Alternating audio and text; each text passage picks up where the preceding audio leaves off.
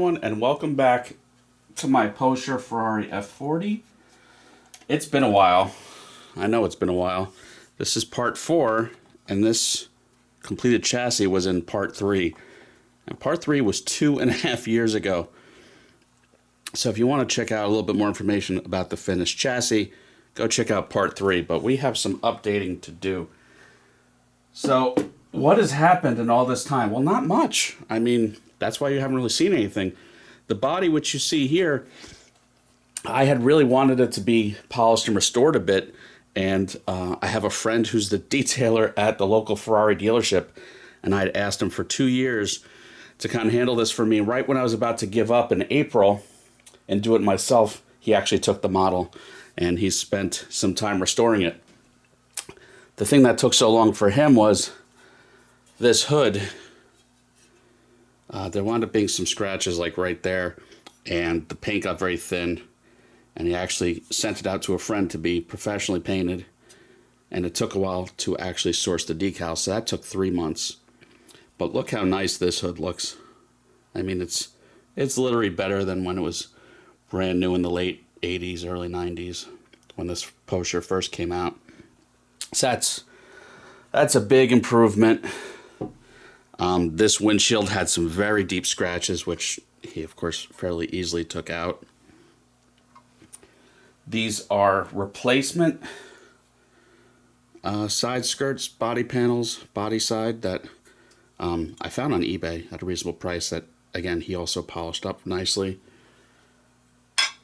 Here's the passenger side. Now, some of the stuff isn't perfect. There'll still be like a slight pinhole here or there, which I'll try and touch up a little bit too.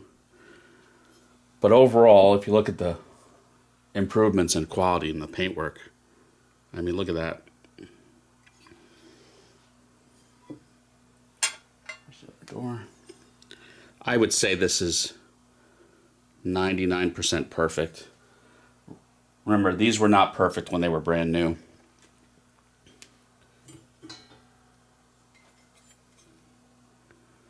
Definitely not perfect. I mean, they didn't really have the technology to do flawless painting in the late 80s, and these just weren't made that well.